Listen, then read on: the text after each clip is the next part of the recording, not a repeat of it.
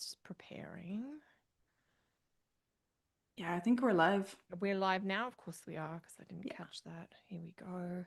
Welcome, everyone. Yes, there we go. I think it happens faster than I realize. Okay. Mm. All right. Welcome, everyone. I am back with Britt. I know some of you were missing them as you'd seen some other faces here, but Britt is back. Welcome, Britt. Yeah, thank you, Kelly. It's good to be back. We are happy to be with you a little later in the month than we normally do, for sure. But of course, all of our schedules are a little different at this time of year, partly for life reasons and partly, of course, for astrology reasons now that we Hmm. are well into eclipse season. Uh, and it's sort of like, we are recording this technically just after the solar eclipse in Leo. And if any of you have any reflections on that or questions, you're welcome to post them. One thought that I had that came up as Britt and I were just chatting before we went live is, we're now in this very kind of unique 2 week window where we're bookended by one eclipse or another. We've had the solar eclipse in Leo. Our next lunation will be the lunar eclipse in Pisces coming up on the 28th of August. And so this whole second half of August does have a little bit more of kind of a liminal quality. Certainly that feeling of maybe the eclipsy nodal agitation is particularly strong at this point in time. Historically, like, I've personally referred to this window between eclipses as like the eclipse tunnel, and it's sort of a Mm. like time out of time piece where there are exceptions or there are out of the ordinary events and experiences, and sometimes that's a breakthrough and sometimes that's a disruption. It's that sense that everything is a little more perhaps topsy-turvy than normal. I think the final point I want to say, just on that reflection of that eclipse tunnel kind of transition, is that this eclipse season is really unique in that the Leo eclipse is the start of a new sequence of eclipses that we will have running for the next 12 to 18 months across that Leo Aquarius axis.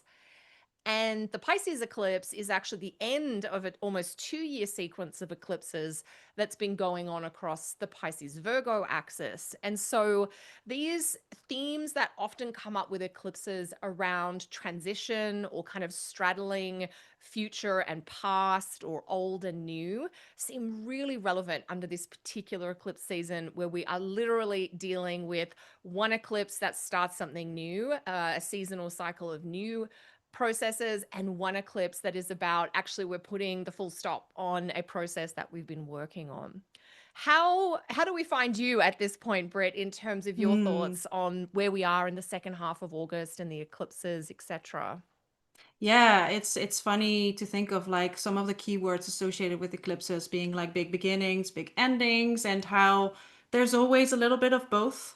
A little bit of a Yes. beginning and an ending, and an Yes. ending and a beginning, and especially with like the eclipse yesterday, that solar eclipse in Leo, a new moon on the south node, really has this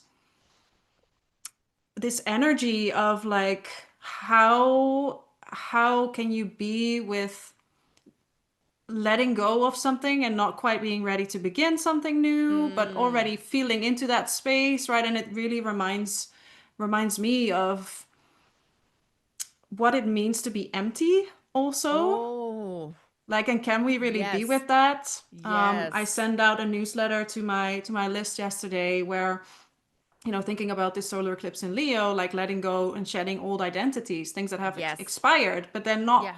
you know, eclipses. This eclipse cycle in Leo is one that is, going to unfold over the next 12 to 18 months. And it's a very long cycle where we haven't fully grasped the story yet.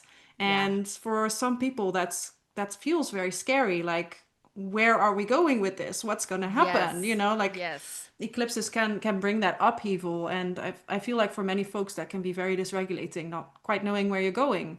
And I think it's a good reminder to just, yeah, to remember that sometimes emptiness can, Mm. and staying with the emptiness, staying in that liminality can be so generative.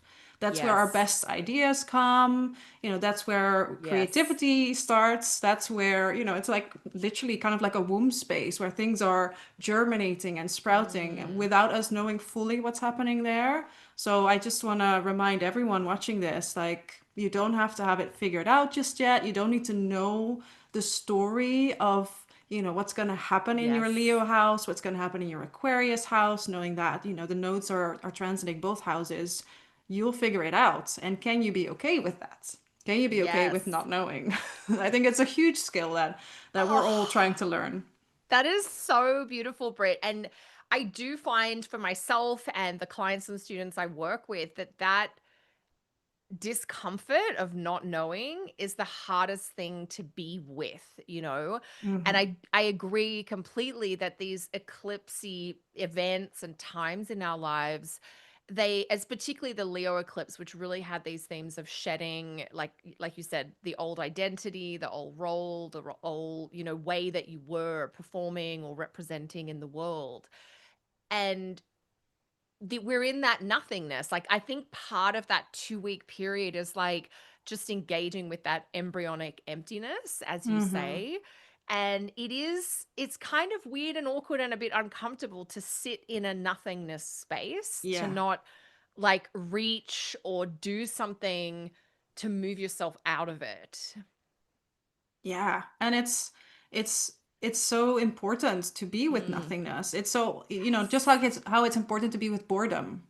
I was just How thinking that, yeah, at the boredom. creativity starts when Yes. we are bored, and Yes. that's such a rare thing to feel in this day and age, like to feel bored because there's so much information, so much So stimulation much. everywhere that Yes. it's actually a gift, but we need to be willing to sit with that and sitting with that emptiness, that unknown. Like, Yeah. okay, something is gone, something new is starting. I'm kind of in between. Yes. Let's find Yeah. out. Let's be in the in between kind of thing. Mm-hmm. Let's be Yeah. there. And yeah, I think so. What you're sort of saying is that's a description of the quality of time that we're in, and Yeah. how can you find a way to sort of be with that a little bit more, or to Yeah. notice the discomfort in that and still allow yourself to stay? Because you also mention that piece about boredom, and a lot of Mm-hmm. studies show one of the issues with kids and adults today is we have no time or space that's empty, that we are Yeah. actually bored and our mind is wandering. And I wonder if this eclipse sort of tunnel space, the second half of August, is a chance to just embrace non-productive choices, or Mm-hmm. allowing things just to be, and see what emerges, like you said, what comes out Mm. of that. Mm, Yeah, yeah, and just practicing sitting with that liminality. Like even on a very simple level, one way to practice that is just noticing the pause between your exhale and your inhale, or your inhale and your exhale. It's so simple. We do it all the time. And yeah. you don't have to linger there. You don't have to force yourself to stay empty, but there's always a little transition point, and it's so natural in the body. So it's a way to kind of practice getting a bit more familiar with that. Like, huh, Yeah. I'm empty and not quite full. Ah, I'm full and not Yeah. quite empty. Like, what is that? Yes. What is that like? Yes. And to be aware that even in our physical experience, we're constantly making transitions between like Yeah. the fullness and the emptiness. Even you've eaten a meal and you feel a bit full, and then a few hours later, and maybe you've been to the bathroom or just things have digested, and then you feel a bit emptier. And I think we worry about emptiness as a negative thing. We see Mm. emptiness as Mm-hmm. maybe an indication of lack. Whereas when I think about some of the great historical or ancient spiritual traditions, being able to be in emptiness was actually the whole point. It was Yeah. the work of the practice, if you like. Yeah. Yeah. So, with those things said, I know there's a lot of aspects in this second half of August. There's a lot of Mm-hmm. planets that are moving and shaking. Before we like go into maybe the Pisces eclipse a little further, is there anything you want to say, Britt, about things that you've got your eye on in this latter part of August?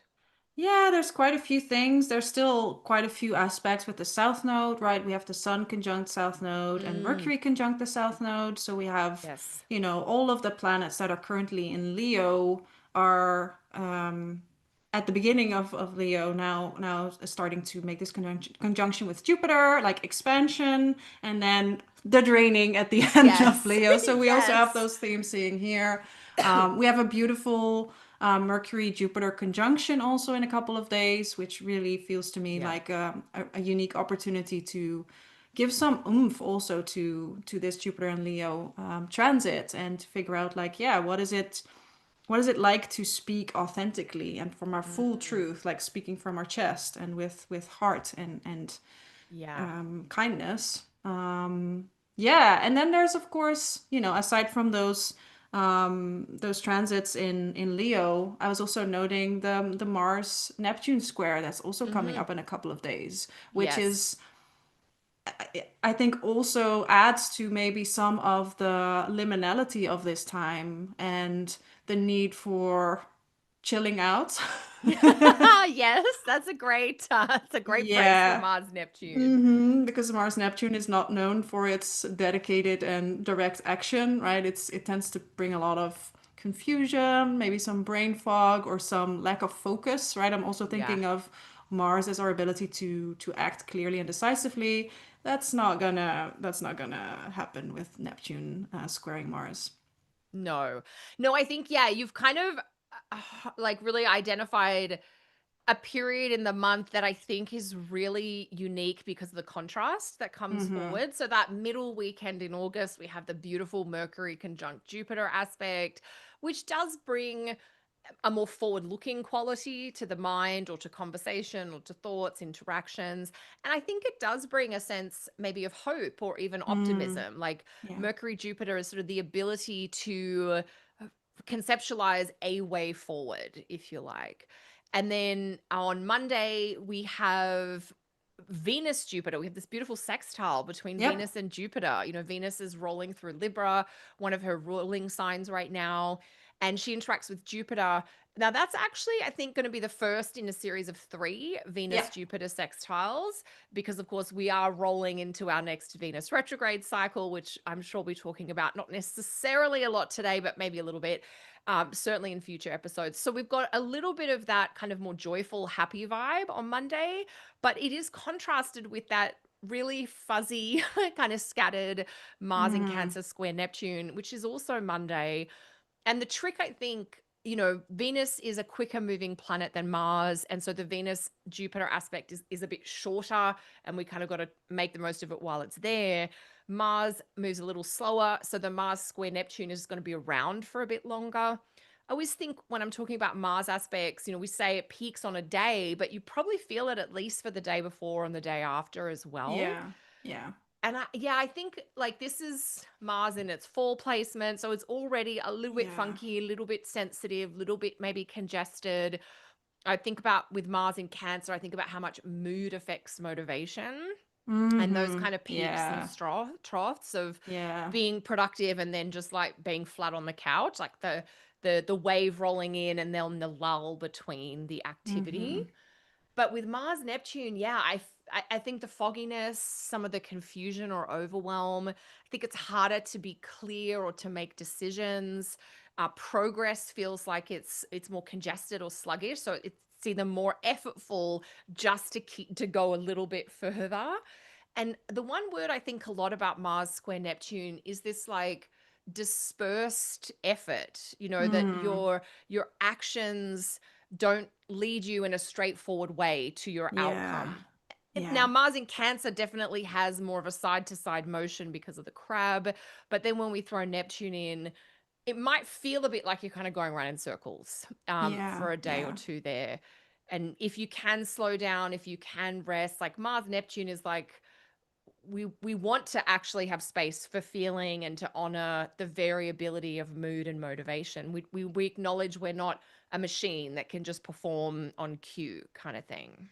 Yeah. And I think that's such a beautiful reminder also to, of course, Mars is in its fall in Cancer. It's not technically the best, most functional placement we have, but I think Mars in Cancer does remind us that mood and motivation are really Mm, tied together, and we yeah. don't always have to perform at a high level. Like I'm thinking of like this machine, like I don't have needs maybe energy that Mars in Capricorn, the exalted Yes. version has, which is great. It's really functional, but I think Mars in Cancer really reminds us that sometimes we just don't feel like it, and sometimes Yeah. that's also okay. Because if you have limited energy, you also have to wonder, like, okay, what do I actually have energy for? And then you have to make Mm. maybe more priorities. It's just that with this Mars in Cancer square Neptune, like you say, you're gonna see more like a fizzling out kind of energy. Like Yeah. it's not gonna, whatever you set your mind to is not gonna be a straight path from A to B. It's going to be like, yeah, I really feel this like energy, this dispersal, Right. right? Yes. Like it's just Yeah. like, where did this go? Yeah. Because This it's, I think, effort. yeah, like you start with all the enthusiasm. It is Mars in a cardinal sign after Yeah, all. yeah, And then it's like, I've lost, it's like either there's the forgetfulness of Neptune, like, what was I doing? Like, why was I doing this again? Or what was I doing? yeah, yeah. Or you just like, you run out of steam, you run out of puff. You're just like, oh, Hmm. I can't power through this. I have to like take a rest or have a snack or go and lie down or something. Yeah, yeah, Yeah. absolutely. Yeah.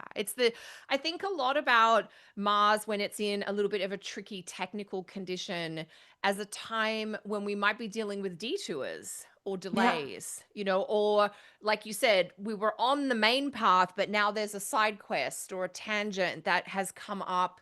And certainly when we're talking about Mars, there's that sense of like, it's come up and it's a little bit immediate or pressing, like Hmm. an Yeah. action or a decision, and circumstances may not be ideal. Something I Hmm. think we forget with astrology is that life is happening in the messy middle always. And Yeah. we're often looking at like, well, this astrology is better than that astrology, and fair enough.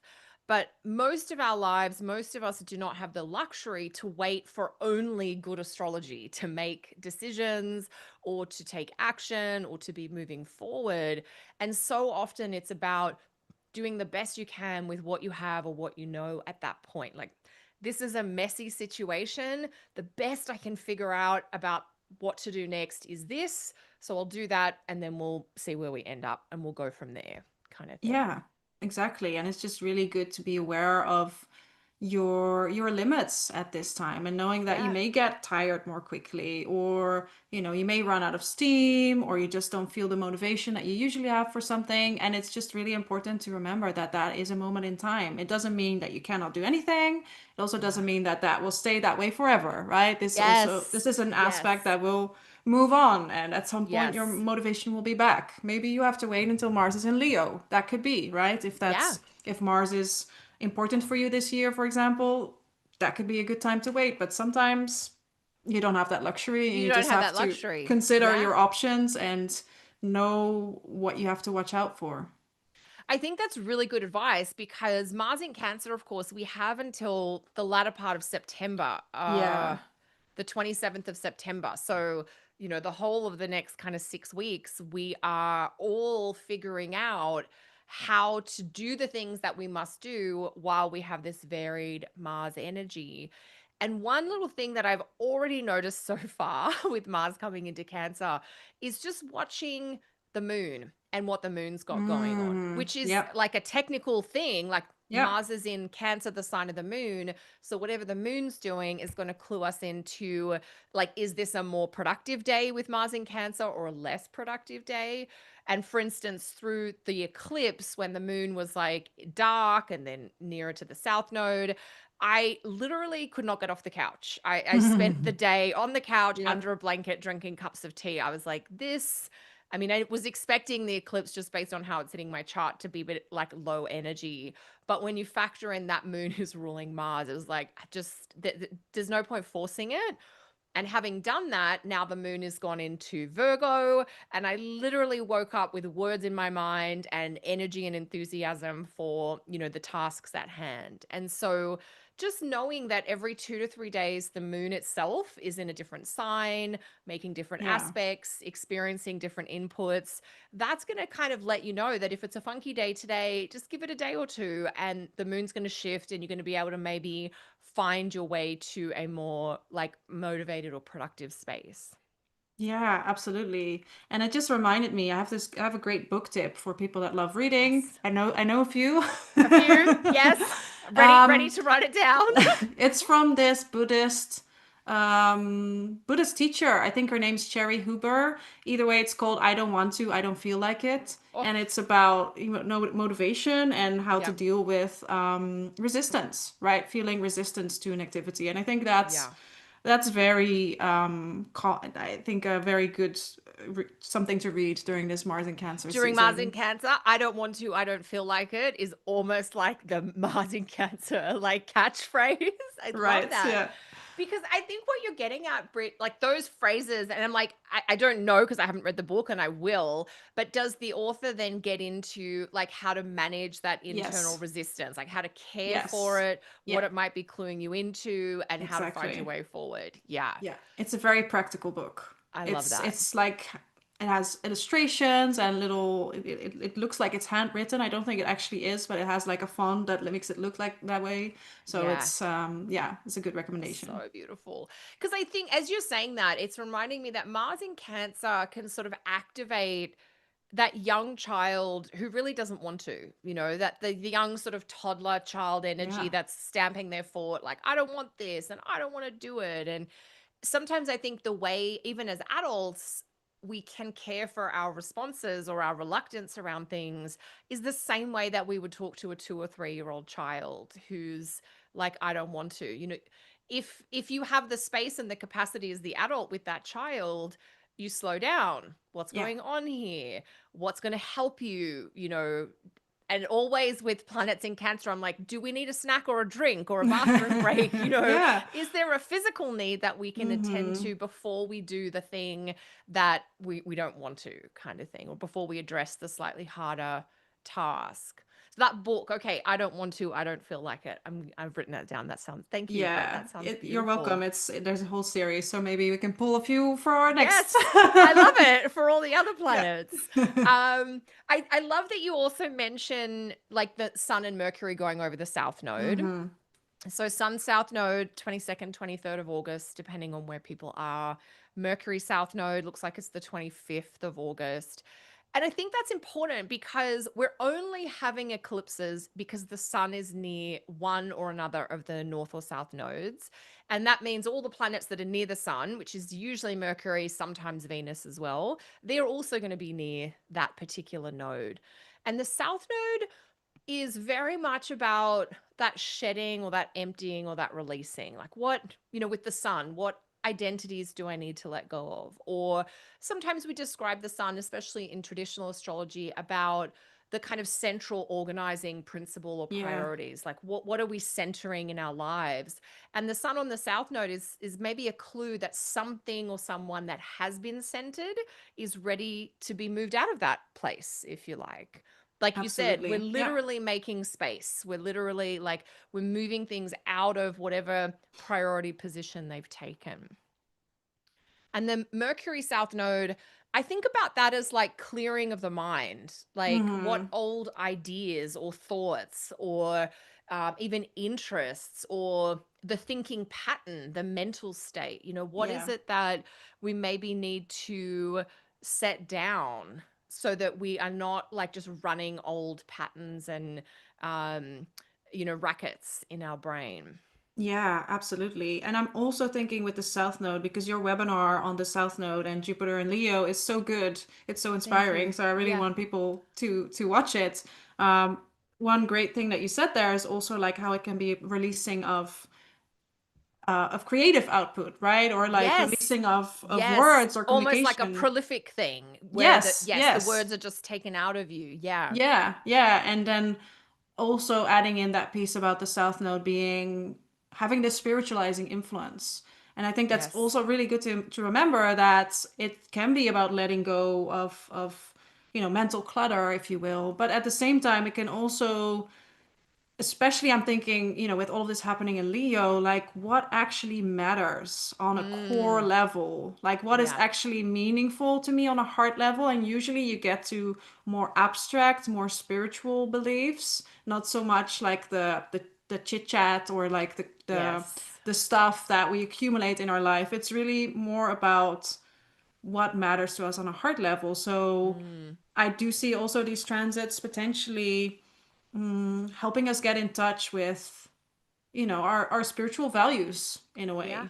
Like what is Yeah. really central to us. And again, like Yeah. what we want to center our life around. Yes. Which can mean, okay, I have to reshift and reorganize my life because what actually is central to me is not playing that much of a role in my life right now. So Yes. I need to let go of some central players Some or, things, yeah, yes. And I think this is very Mercury too. Like Mercury is sort of that scheduling, yeah, organizing planet that helps with that. And to your point, like when we think these things are important, but we look at our days, our calendars, our weeks, our months, and we don't see these things getting the most time, it's a clue that our time is going somewhere we don't want it to.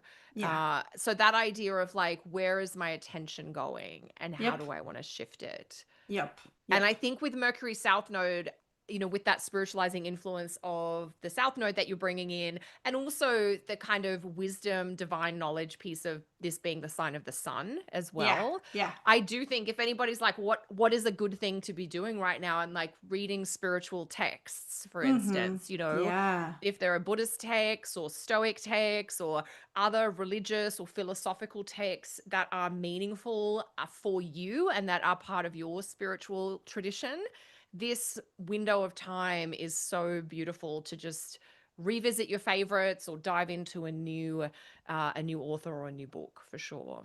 Absolutely. And also, what I love about this transit or these two transits is that as soon as this conjunction is done, both the Sun and Mercury will move into Virgo. So there's Yes. also this quality of like, okay, I've had some insights or I've had some ideas about how I need to shift things around or what I need to let go of. Okay, how am I going to put this in practice now? What am I going to Yes. do to organize my life? Yes. Yeah. Yeah. Okay, if I've had this realization about something that's important or meaningful to me, where in my calendar am I putting that in the next like 3 or 4 weeks, basically? Yes. Yep. Yeah. Yep. Yeah, Totally. because you're right. By the time we get to, this last week of August, the Sun and Mercury are both now in Virgo, where Yep. it's less conceptual and more into that practical, day to day, choice making or action Mm-hmm. taking, if you like. And then, of course, that does lead us right up to the lunar eclipse on the 28th in Pisces. Mm-hmm. Uh, I feel so differently about that eclipse than I did about the Leo eclipse. I know it's an eclipse. I know Uranus is like squaring everything, but I just feel that it's more I dare I say hopeful or connective. Mm. It's an eclipse in a water sign. It's ruled by Jupiter. Jupiter has kind of recently become visible in the morning sky. It really feels like there's sort of a making peace with or a forgiveness or a completion that allows you to go on to like maybe bigger or brighter things, I guess. I love that. I love that. I'm mostly thinking about it as, yeah, all of this Pisces energy and mm, thinking of intuition and then Mhm. thinking of the square with Uranus and also knowing that Mercury is squaring Uranus roughly Yes. around the same time. So there's like a Yes. lot of activation and just thinking about how insights and intuition often arrive like really suddenly with like this Mm. shock. There's all Yeah. of a sudden there's this knowing Yes. like, oh no, this is the truth. Yes. And I feel like that is how I'm thinking Mm. about this eclipse because of all these elements combined, right? You have Yeah. that deep knowing that Pisces has. Like, I don't need to know why, I just Yes. know it is. Yes. And You then that Yeah. coming as like a sudden realization. Like I've had moments in my life where I was just trying to figure out like how do I do this? How does this work? And all of a sudden, oh, I just know. It's Yeah. gonna work. I'm gonna do Yeah. it. I'm gonna do it. Don't know Yeah. exactly how, but I Yeah. just yeah. I think you've done a really great job there, Britt. Like, I agree completely because you've captured the essence of how things in Pisces operate, which is they're going with their feeling, whether they can explain it logically or not. Mm-hmm. And that is really, isn't it? That's how our intuition works, where we get this clarity that comes from nowhere that seems like we did nothing to make it arrive. Yeah. Yeah. Yeah. I think that's the challenge sometimes when we see, Piscean things or sometimes even Neptunian events is we our modern human thing is like, I'm just going to think harder about this or gather Yeah, more yeah. data.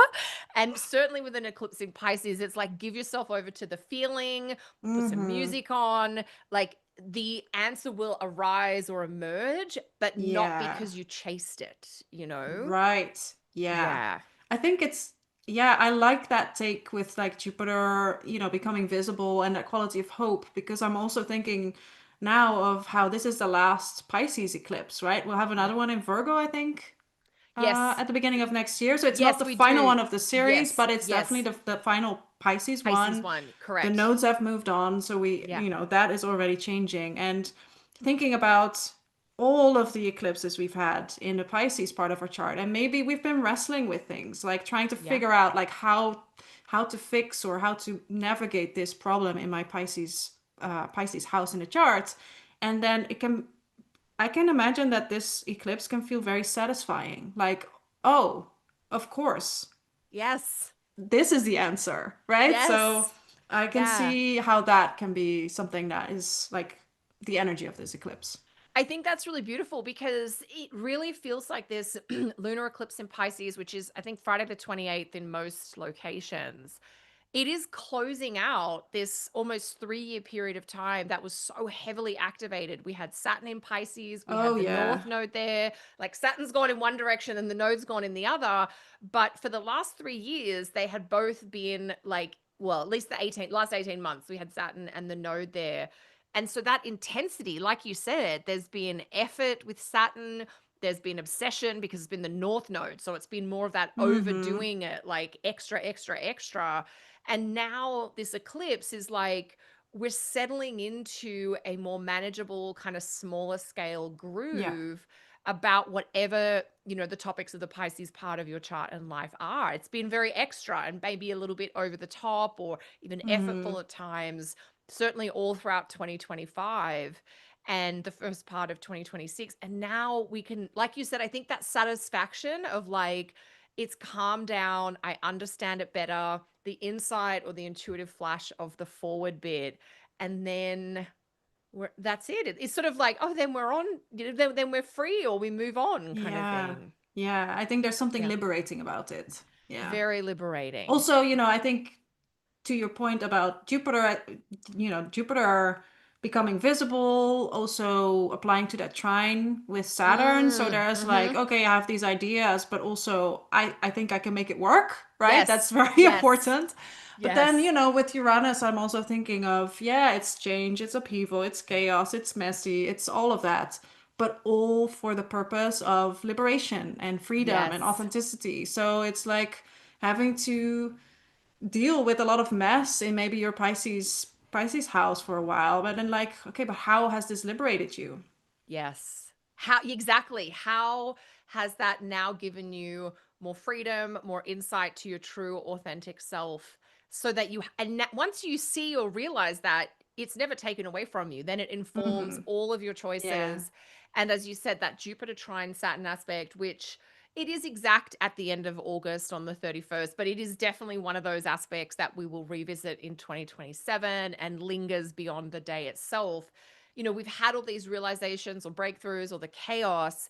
And then Jupiter Saturn is, how are you going to use that insight to kind of channel that into the foundation that or the structure that you're building to hold the vision for where you're going? Because that Jupiter trine Saturn aspect, it's like this double fire, the planets are in fire signs. They're making this very dynamic, kind of fiery, opening, waxing trine. So it is very forward oriented. It's Hmm. maybe what we're getting at is this combination of things at the end of August is like, how are you going to move forward?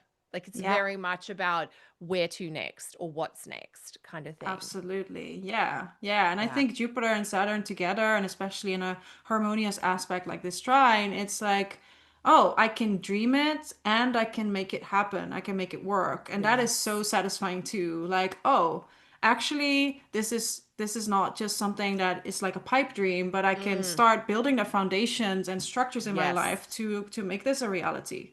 Yes. Yeah, we can start making that vision or that thing in our imagination, we can actually build it into the tangible realm. Yeah. Ah, Yeah. yeah, I'm so excited for that. Do you want to talk a little bit about September, or how are you feeling?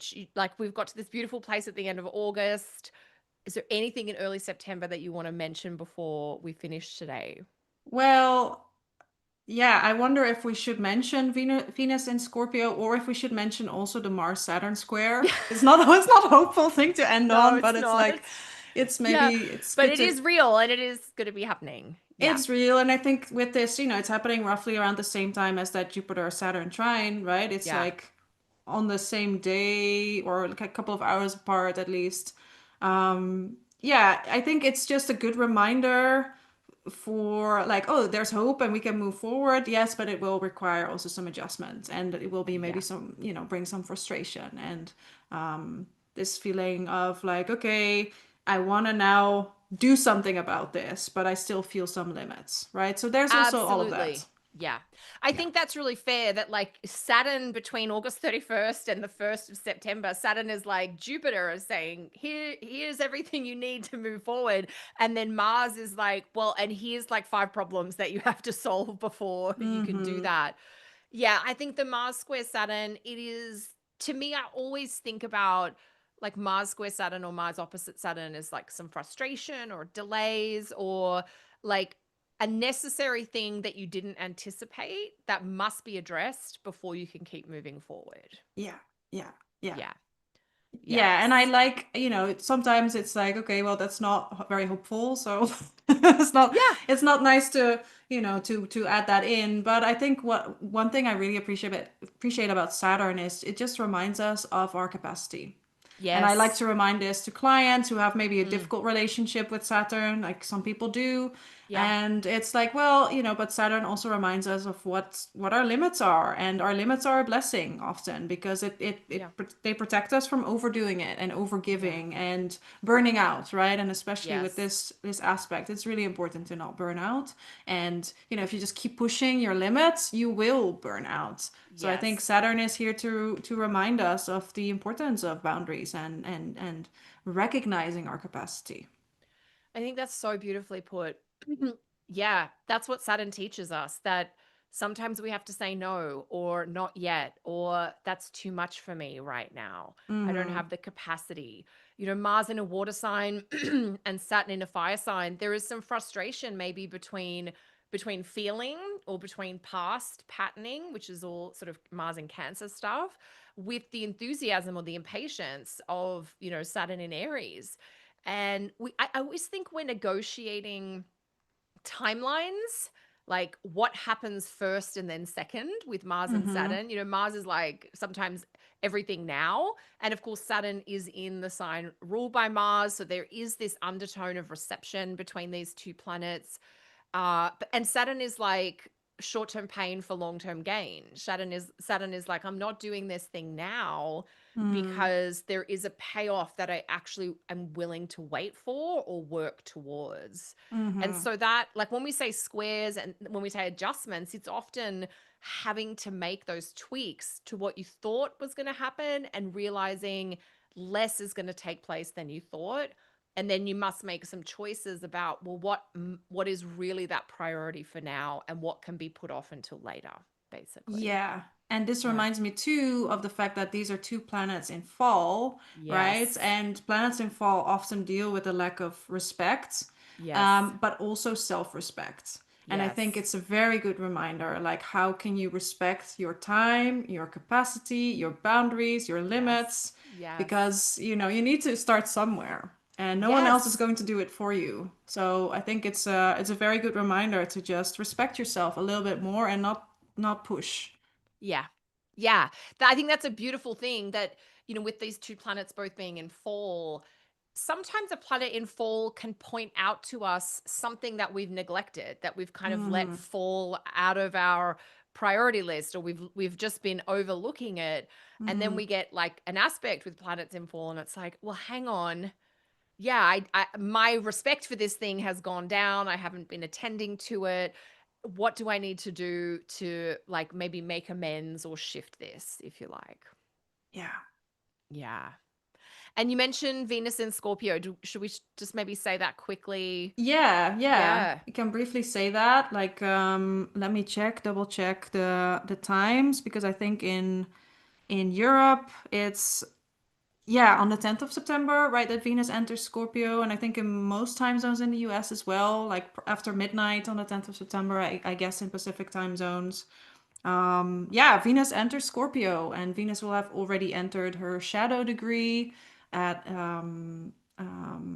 31 August, 22 Yes, yeah, the Libra. very end of August. Yeah, we get Yeah, like Venus yeah, in Libra uncomplicated for August, and then uh we cross into the shadow heading into yep, September. Yeah. yep. So here we get like a more, dare I say, intense version of Venus, It's fair. right? It's a fair call. Mm-hmm. Yeah. Venus in Scorpio. We love all placements and we love Venus in Scorpio too. She's very loyal. She's very So dedicated. loyal. She feels a lot. Sometimes with Venus in Scorpio, I think about this phrase or this common thing about mistaking intensity for intimacy. Mm, This idea of like, oh, if it's like big, obsessive, like hyper fixating love on and off, hot and cold, that must be love, right? And I think like yeah. Venus in Scorpio can get really hung up on that kind of love or those kinds of ideals where, as long as I feel deeply, it must be good. And maybe not Yes. recognizing that that's actually just your body giving you stress signals, right? And of course, this is Venus in the sign of the moon's fall, so Yes. that's very good Yes. to note. Like, okay, Yes. maybe the body is more stressed in Scorpio, Yes. so Yes. it's a good reminder to just sit with like, what does it actually what does intimacy actually look like? And I think for Yeah. Venus in Scorpio, that is definitely like a feeling of togetherness, right? Mm. Knowing your partner deeply and your other partner, Yes. your partner knowing you deeply too. So there's this Yes. real sense of like, no, but I know who you are because I've stared Yeah. into your soul and Yes. seeing the Yes. truth and you see my Yes. truth and we're connected now, right? Like that's Yes. that's something beautiful that Venus and Scorpio can offer, and we'll all be exploring this because we'll We have the will. retrograde later this year. Yeah, yeah. Venus is into Scorpio September 10th. And I think for the rest of September for sure. And then most of October, Venus is in Scorpio, partly forward and partly direct. Yeah, Yeah, I think the truth, the trust, the loyalty, the togetherness, the intensity, the intimacy, these are all themes that Venus in Scorpio is willing to explore at the deepest level yeah, possible. At the yeah, deepest level possible. And what does yeah. it, Venus in Scorpio is like, who are those people that I feel that I can really bear my raw, maybe Mm, ugly soul to, the warts mm-hmm. and all kind of thing? And who is going to love, worship, or stand by me regardless? I think of Venus in Scorpio as being really selective about who Oh yeah, gets to be that close or who gets to come into that inner circle. But yeah. and I completely agree with everything you said, especially when you talked about how loyal Venus in Scorpio is. Mm-hmm. Once Venus in Scorpio makes a promise or a commitment, there's really like no way out, basically, for better Mm-hmm. or for worse kind of Mm-hmm. thing. Venus is in Scorpio is like, I will be loyal to the end, but also I will be willing to explore what's difficult and uncomfortable with you. Yes, yes. Venus in Scorpio is not afraid of the Mm-mm. shadow or Mm-mm. that more like uncomfortable, awkward place of intimacy or togetherness. Oh yeah, absolutely. And I think I would say even that Venus and Scorpio likes things a bit difficult sometimes because Yeah. there's more truth to it, right? It's Yeah, it like, feels more real. yeah, It's that sense of like we're not just skating across the surface. This is tough, or this is really engaging and all consuming. But yeah. we know years ago, a woman I studied astrology with, this is like 30 years ago in Sydney, she was like, yeah, this placement wants to be at the coal face. It's right at the heart Mm, of what matters. Like, and yeah.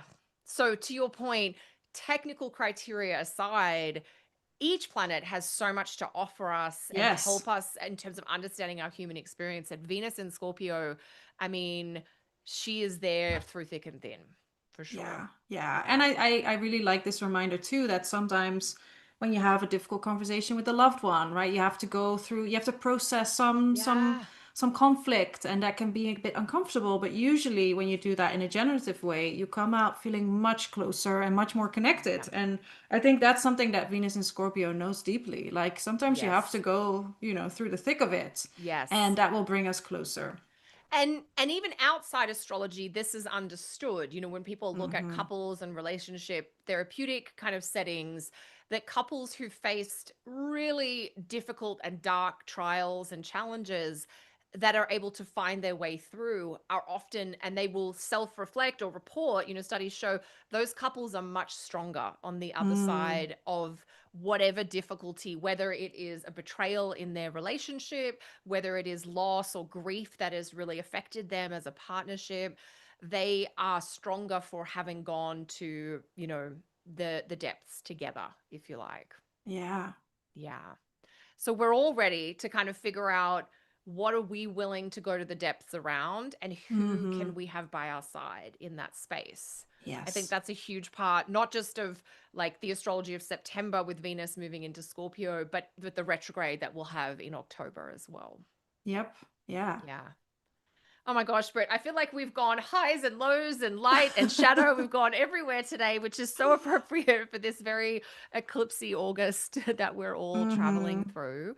Thank you so much for joining me. Thank you. Again, it's always such a pleasure to have you here. Where can people find out more about you and your work with astrology? Yeah, so I do consultations, I do long-term coaching, I also offer mentorship, and you can find me at somaticastrology.co. Everything I do has a somatic lens, so I really like to integrate the body into my work, and I like to call it astrology that you can feel. And Oh, then I write on Substack, so you can find my writing on planetarybeing.substack.com. perfect. And we will have all the links for Brit's work. So if you want consults or if you want to dive into working with her, we'll have all the links in the show notes below. I guess I will say that my next, what am I going to talk about? My next webinar is on Venus retrograde, looking at the kind of light and shadow with Venus retrograde in Scorpio and also Venus retrograde in Libra. That is coming up on the 22nd of August for the live presentation, but the video recording and slides are available to anyone afterwards as well. And all of those details are over at kellysastrology.com. So I think that's it from us. Everyone, take care as we go through this very eclipsy time. We always love to hear your comments and reflections. So feel free to share your experiences in the comments below. And Britt and I will be back together in September. So I look forward to seeing you then, Britt. Thanks Me again. too. See you then. All right. Bye. Bye.